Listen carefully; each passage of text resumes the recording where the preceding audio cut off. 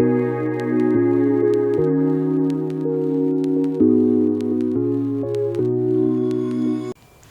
guys, welcome back to my channel. So today's video I'm going to be talking about my pregnancy journey, and I uploaded a get to know me tag, an updated version sometime last week, and one of the comments was a lady asking if I can talk about my pregnancy journey, and I was like, yeah, that's a good idea. So here we are, and I think I'm going to make this into two parts. My son is outside, like he's bathing, and he's gonna be screaming when he starts bathing, so just brace yourselves. I'm gonna make it into two parts where I talk about my actual pregnancy, and then the second part will be the giving birth part, because that's a story on its own. Yeah, so this is gonna be TMI. Disclaimer: if you don't want to hear about period pains, you don't want to hear about blood, you don't want to hear about none of that thing, like don't listen. Like don't listen. Just click out now. Like, you've been warned. So I started my periods in grade 6, right? And right from the get-go, like the very first time I had my periods, they were painful. When I say painful, I don't even know how I survived all of that. And I got to a point where I kind of like got used to it, because I would even go to the doctor and he would literally give me ibuprofen every single time, and I'd be like, dude, this is not working. Like, this is not working. And at some point I just stopped going, because I was just like, I'd rather suffer alone, because I go to the doctor, he gives me medication and it's not even strong enough to stop what I'm going through, or even like help even your guys. Like, when I say my period pains were the worst, and so they were super painful. My periods would go on for like 7 days, and heavy flow. Like, I would lose so much blood to a point where I'm even iron deficient. And they're like, you're losing a lot of blood. Like, this is not okay. And I kind of thought it was normal. I really thought it was normal. Like, I would hear people talk about their cycles and their periods and how, and for me, I was like, I guess this is just me. Like, I guess this is just how my body chooses to work.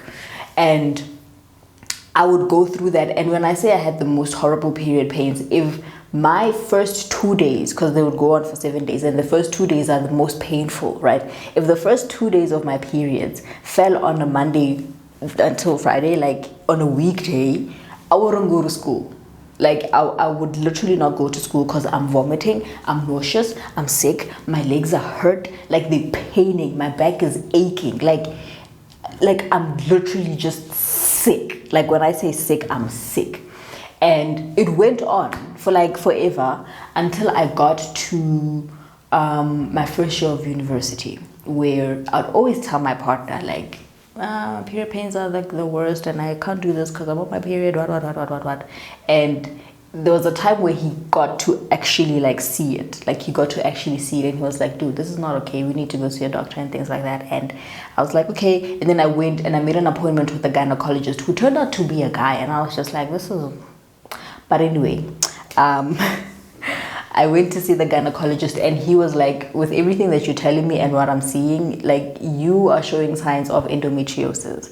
I had no idea what that was. I don't want to lie. And he gave me medication for it, which I took and finished, like the medication and things like that. And part of the pills that he gave me was to sort of like regulate my cycle and move my period from like going on for 7 days to like 3. I think I went on for like 3 days, and that was like perfect.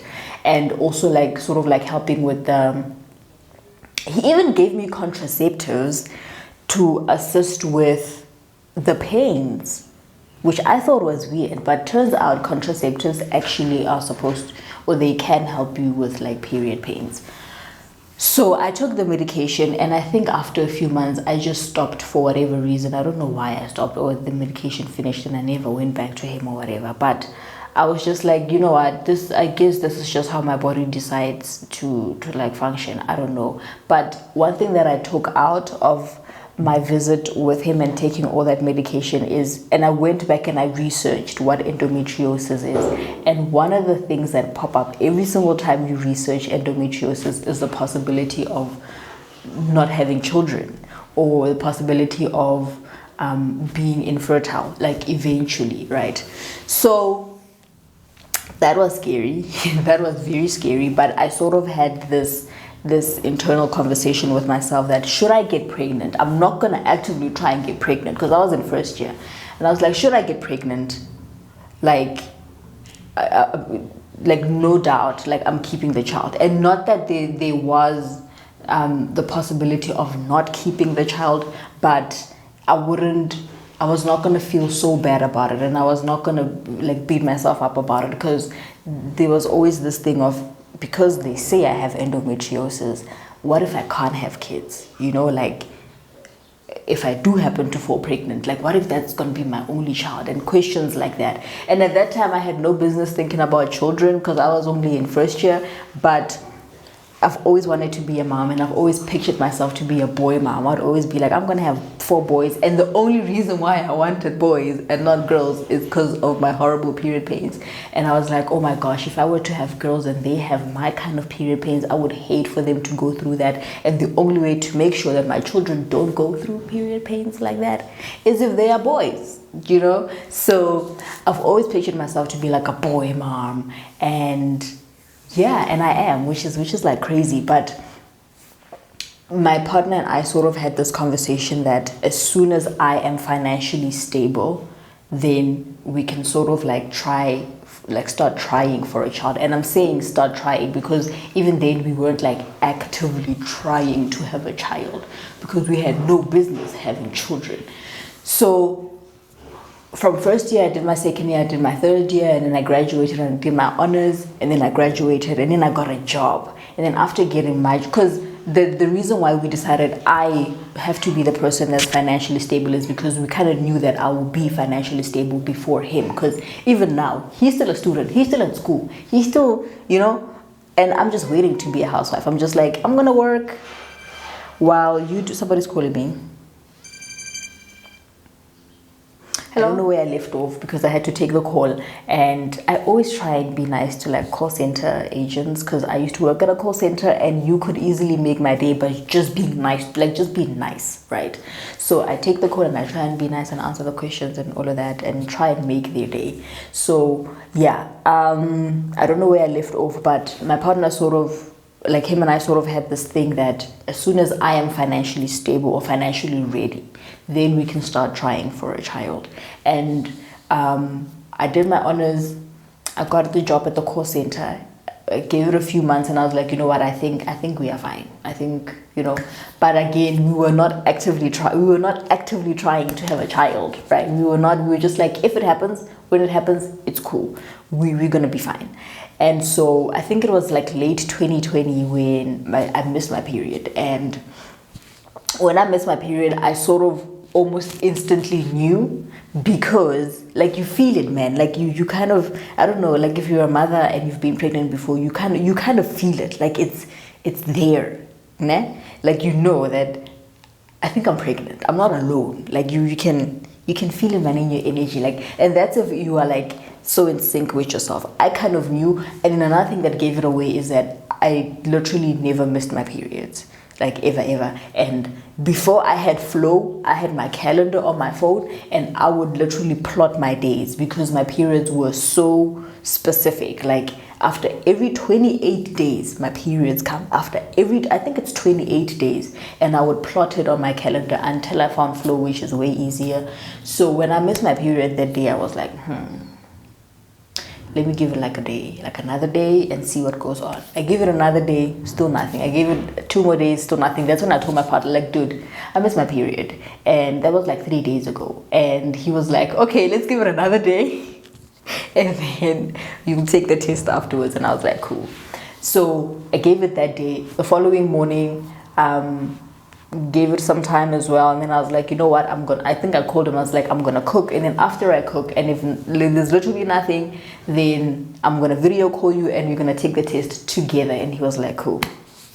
I cooked that day, and then I called him, I was like, dude, there's still nothing, so let's just do this. I called him, I literally video called him, and I sat on the toilet, I showed him the steak, and I showed him me peeing on the steak. Like we are cool, like him and I are tight like that. Like I showed him everything, I showed him, closed it, showed it to him, and I explained to him, one line means we are safe, 2 lines means we are parents. He was like, cool. So I put it down, switched like the camera so it shows, and literally in almost like literally seconds, that second line was showing, and I was like, oh, like him and I were both like, what did we do? It was like the coolest moment ever, because after that I cried, right?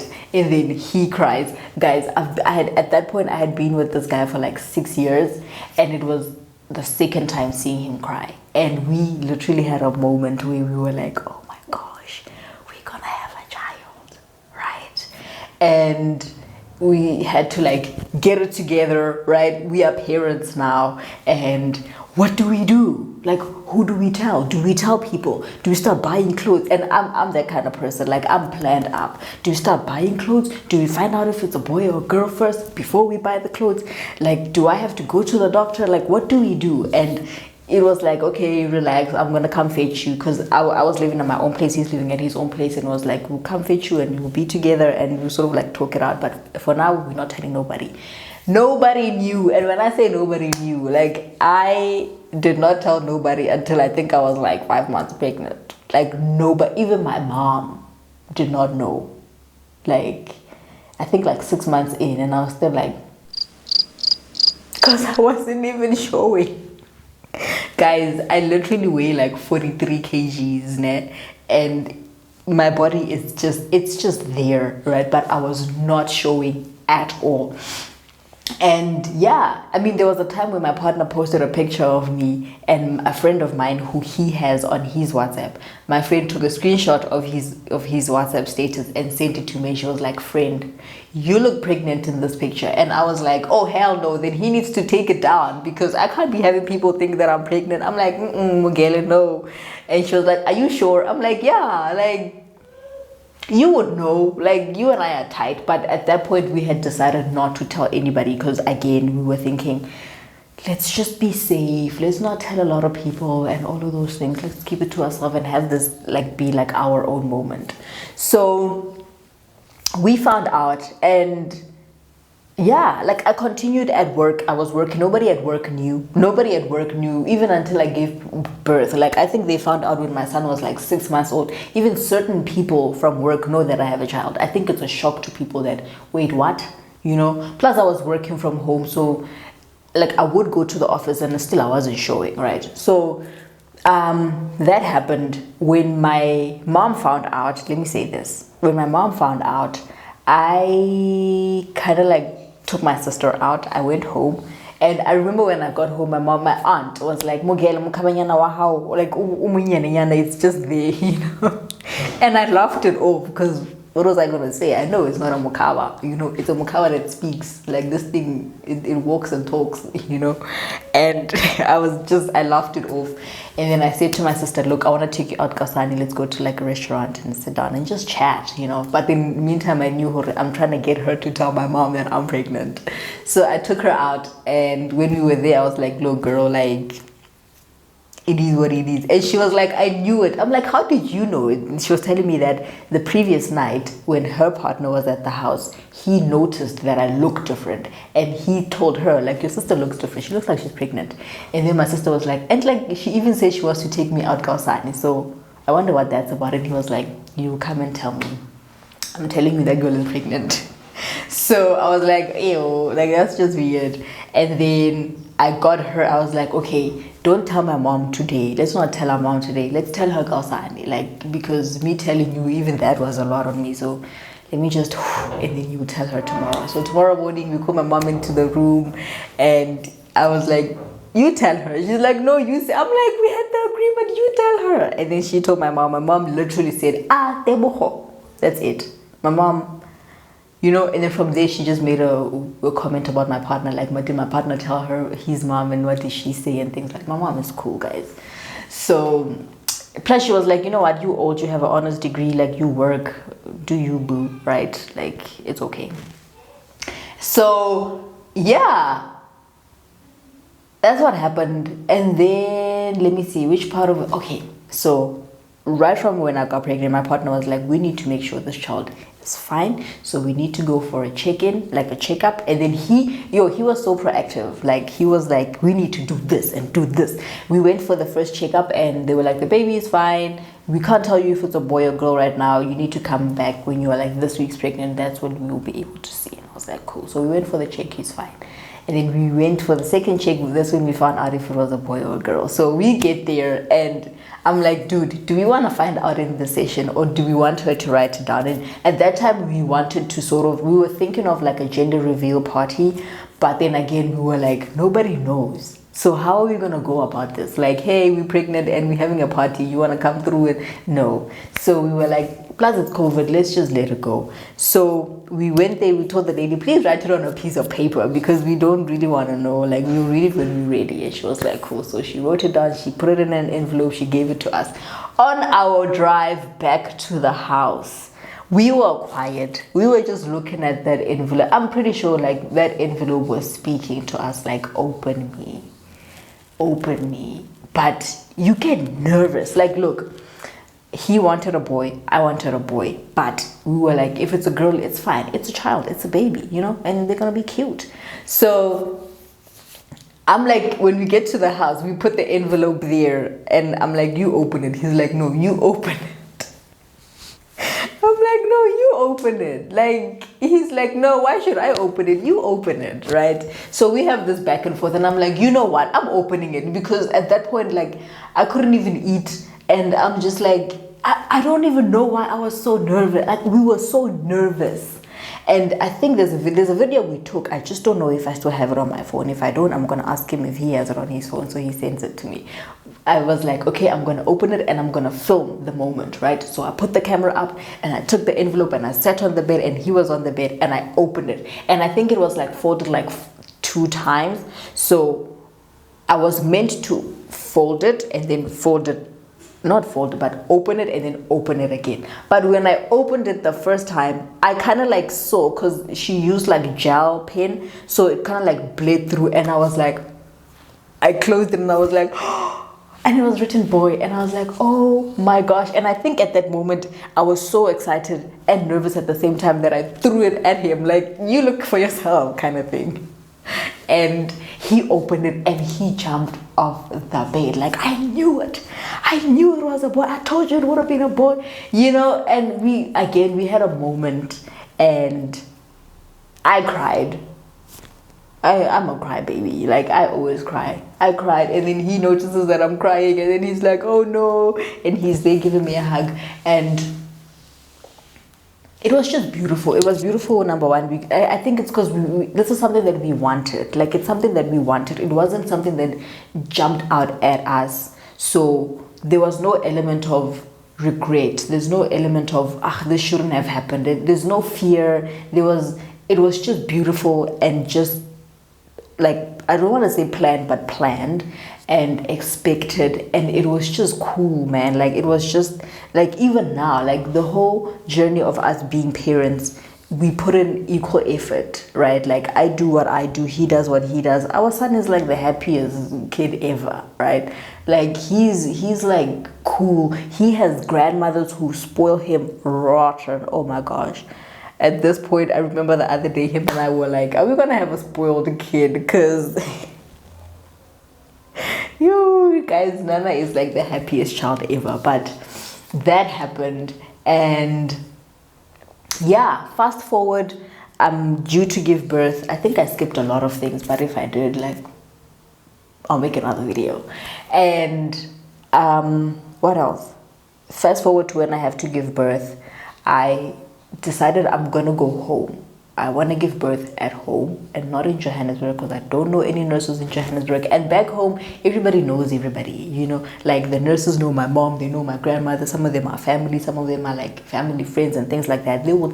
They took great care of me, right? Like, I was so nervous about giving birth at a public, because look, we had the money for me to give birth at a private hospital, and I was just like, I'd rather use this money to like save for the child, or even buy the things that the child needs, because 20 something grand just to give birth. And at that time I didn't have medical aid at the time.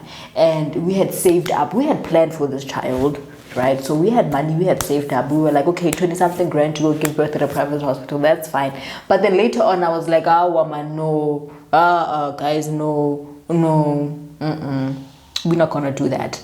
So we were like, we keep the money, I go back home and I'm gonna give birth at a public hospital, right? And I was like, he was so nervous about it. I was also nervous about it, but I was like, Goyena, I'm gonna be fine because I know the people there, I know the nurses there. And the thing is, you read about these horror stories of people giving birth on the floors and things like that, and like people losing their children because you gave birth alone, there was no nurse to assist you and things like that. And we were nervous, but I was like, I should be fine. So weeks before I have to give birth, I went home and packed up everything, traveled Kaya Kohai, and I was still working at the time. And I gave birth. Basically, I gave birth. And in the next part of the story, I'm gonna tell you guys about how I knew I was in labor. And I was in labor for like 26 hours. 26 hours waiting for this child to just bloop, like. And the thing is, when you're pregnant and you build up to that week or that day, you just like, you like tired, like you are so tired, you just like, this child must come out now, like you need to come out, bro, like this was not okay, like you need, it's over, like it's time. You know what I mean? So yeah, my overall pregnancy experience was 10 out of 10, right? It was perfect. I didn't get sick. I literally vomited 3 times. If you ask me at any point, even 3 years from now, ask me how many times did I vomit when I was pregnant? 3 times. I didn't get sick. I was eating eggs like nobody's business. And my son loves eggs now, and I think it's my fault because I was eating so many eggs when I was pregnant. I was eating eggs. I didn't get sick. I was just fine, and I was living alone, and I was cleaning and cooking for myself. Like I was just energetic. I didn't have like a problematic pregnancy. I had the best. And if I were to have more children, which I am trying to have, I'm trying to have all my kids before I'm 30. I don't know if, because I'm turning 26 now, I don't know if that's possible. But all of my children need to come before the age of 30 and 35 max. Anything after that, I'm not doing it. I'm just not. Like between now and the next 10 years, and like even 10 years is a lot. 5 years, I need to have all of my children. If it's 3, it's 3. If it's 4, if it's 2, I'm done. I don't know. This is what I'm saying. But my partner says he wants 6 kids, and I'm just like, you have 5 years to give me 6 kids, and have your 6 kids. Anything after that, I don't know. I'm not signing up. But anyway, I had the best pregnancy ever.